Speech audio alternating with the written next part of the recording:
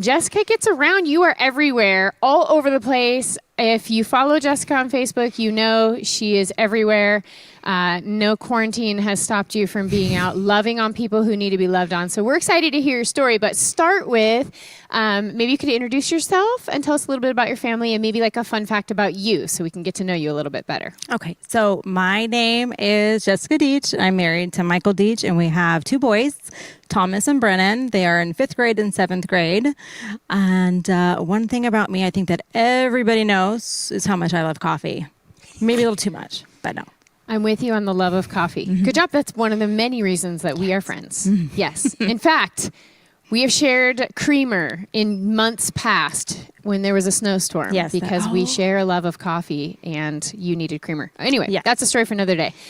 You are one of the most servant-hearted people that I know. So I'm excited for you to share with those who are watching and will watch in the weeks and months to come a little bit about who you are and your love for serving the underserved, if I could use that very broad title, and you'll kind of drill it down for us. So why don't you just start by sharing some of your passion projects and loves and the places that you're serving and what that looks like so we can get a glimpse into your world.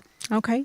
So I serve for the last 8.5 years. I've really felt called to serve the homeless in our area. So I have been doing things such as the meal programs where we give them, provide hot meals for those who are outside. It started out, the first thing that I did, I co-led a group with a friend of mine, and we did it for 4.5 years outside.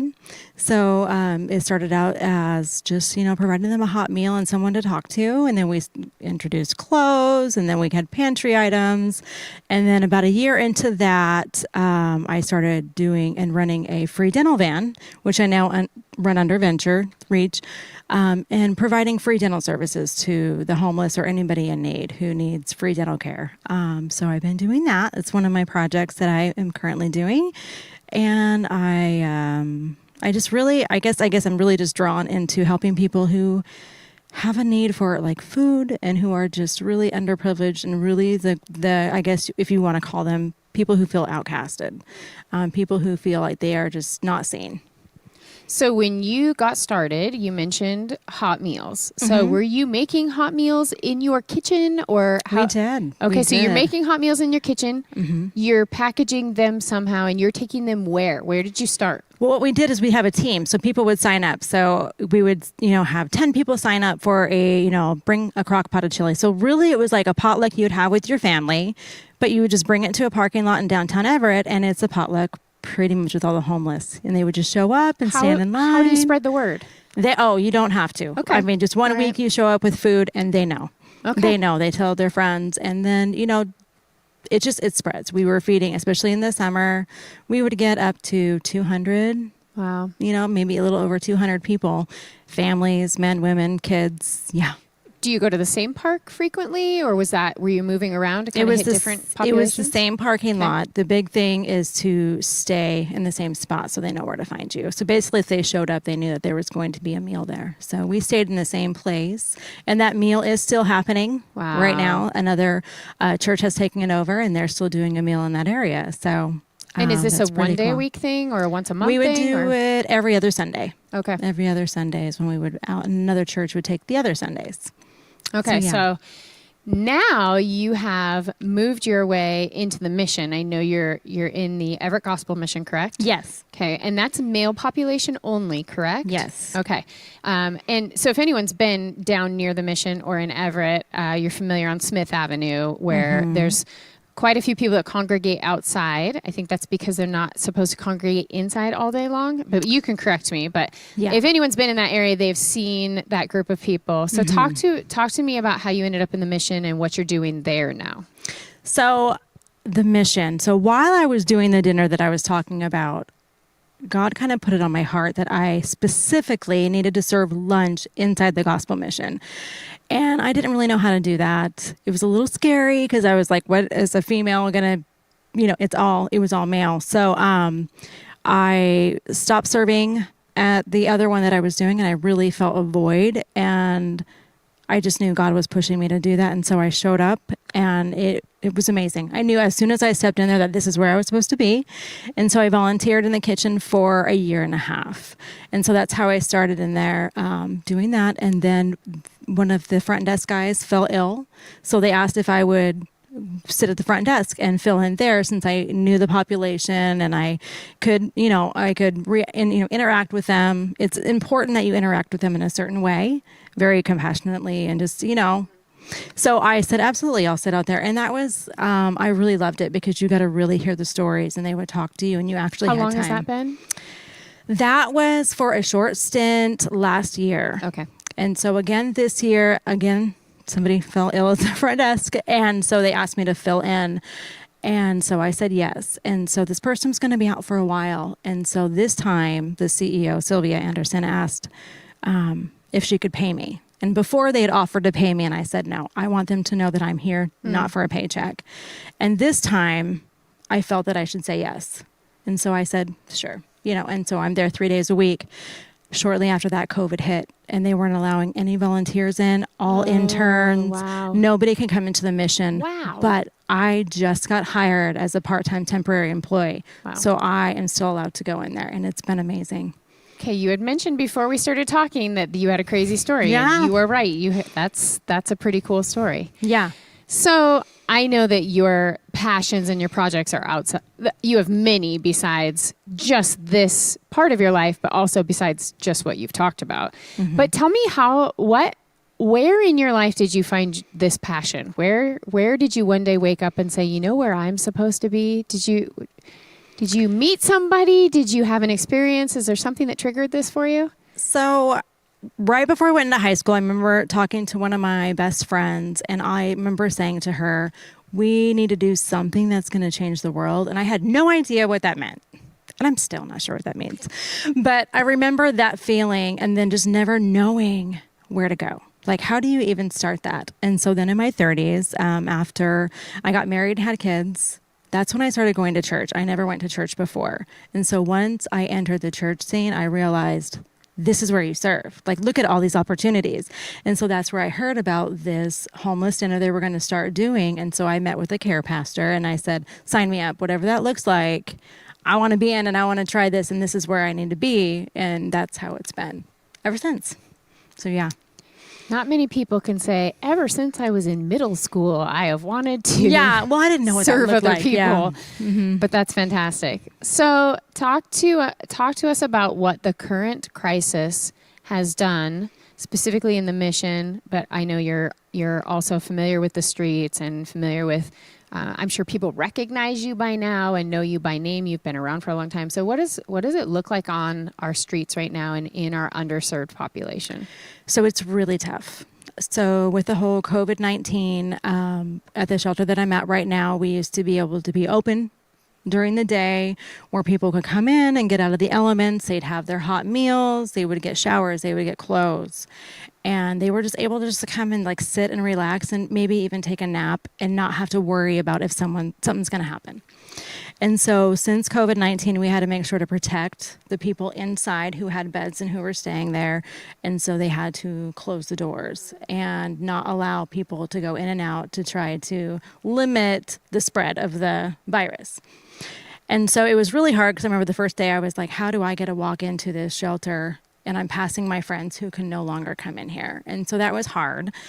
And it was very hard, and it is still very hard because they don't have their showers. And everywhere that they used to go to get a little reprieve, like lobbies to Starbucks and McDonald's, closed, and YMCAs where they can get showers closed, and people stopped handing out clothes because of it. And so really a lot of things stopped for them, and they realized they were left with nowhere else to go.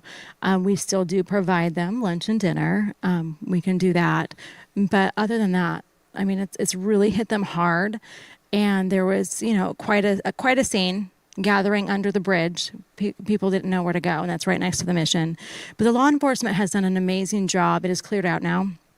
And they are working really, really hard to go and reach them, talk to them, and offer them resources. So some of the people have been able to go that route.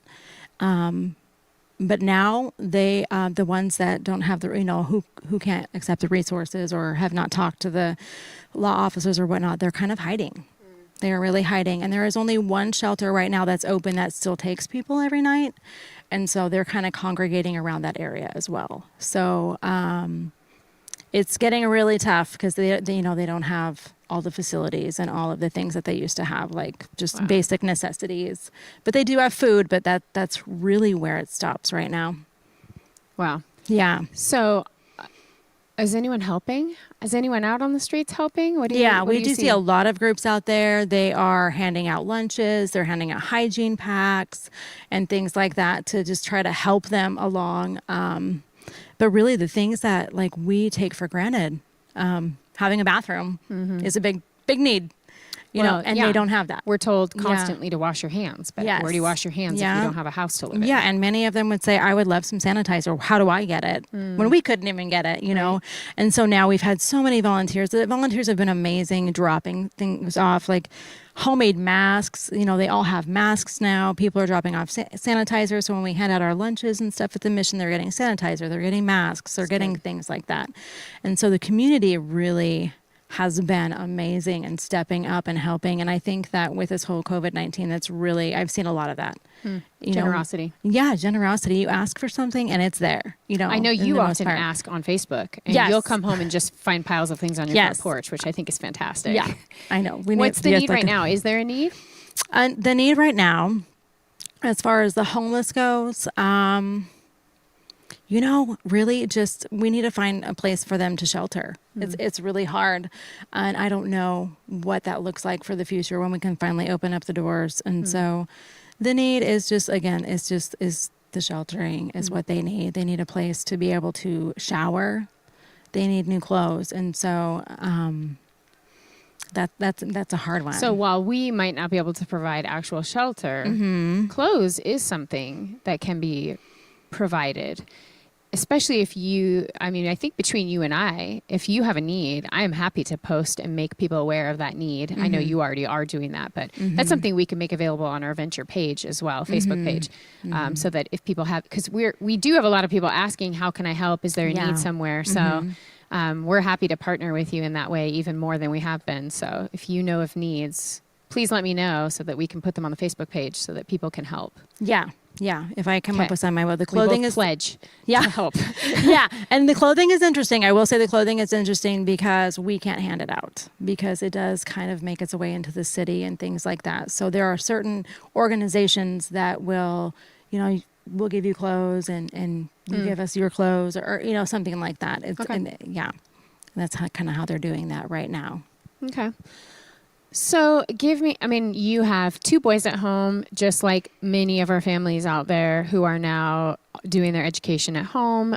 Is Mike working too? He is, but he's working from home. Okay. So between the 2 of you, you're juggling kids and family and dinner and all those things. So an average week in your life is probably chaotic like most of us, but you're 3 days a week at the mission. Yes. And then what else are you working on? So I'm at the mission 3 days, and on Friday nights, I do head down to the Everett Dream Center, which is run by Vision Church, and I do the homeless dinner down there as well.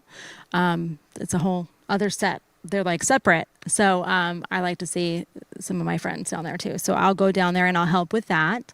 And yeah, just the schooling. My boys have been really amazing with the schooling. I got to give them props for that because homeschooling would be so hard. And that is not a gift I in any way possess. So they've been really good about keeping up on it and getting their assignments done. So I want to say that's been pretty good. You know, I've been so thankful for that. And my husband's working at home, so he's there. And so it's been pretty good. What's your come home protocol? Do you have a protocol of like, you know, you've been out amongst people. Is that something you ever are afraid of? Like, oh, I have to come home, I have to strip off all my clothes, go take a shower, or no. No, I know. Okay. I know that sounds really weird. Everybody's different. It's interesting to see different reactions. It really is. Matter of fact, I didn't even wear a mask at the mission when we first locked down, or closed the doors because they didn't have masks. Yeah. And I'm like, I'm not going to sit and wear a mask if they don't have one and things like that. And we've all been, especially at the mission, we've been like hanging out together. It's like a big family. So I come home, wash my hands. I do change and get into my comfy clothes and things like that. And then I just make dinner and move on. Yeah. Keep it as normal as you can. Yeah. All right. Last question. Super appreciate you sharing your heart with us. But last question. Give me like big dream, big picture. You're a girl that's going places. You're always coming up with some crazy, I'm going to pull off this thing. Like a dental van. How many people think, I'm going to provide a dental van, and here you are. So give me and it doesn't even, it could be anything. It could be, I want to go to Disney World. I don't know, but which isn't open, by the way. I know. So. That would be fun, though. But give me one or two. Like this is like big picture, big dream I have. So it might not seem that big of a dream, but I really, really want to go to the Dream Center in LA. I really want to go down there. I heard about that, and that just set me even more on fire because we have an Everett Dream Center, which I help out with as well, and that's how I got connected with them. Is I heard about the LA Dream Center, and it's just an amazing place, and I just want to go and serve there for, a week or something. Yeah. So that's I'm like, I got to make it there one of these days. You're amazing. It's not even that big of a thing, but that's what I want to do. You're amazing.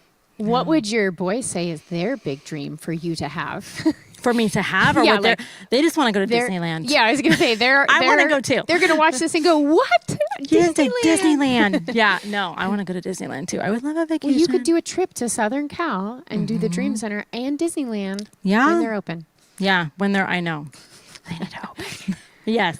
Awesome. Okay, well, thank you so much for your time. It's so fun. We love getting to know even better the people of Venture, but also letting others know more about the people of Venture. So super glad you got to know a little bit more about Jessica. She's, as you've just learned, a woman on a mission or multiple missions. And if you are interested in finding out ways to help, partner with Jessica or even partner in a bigger scale than that, there's many needs across not just our city, but specifically across our county too. So we will be in communication to make that information available to you. But for now, we say thank you for coming out of your way to come and share your story with us.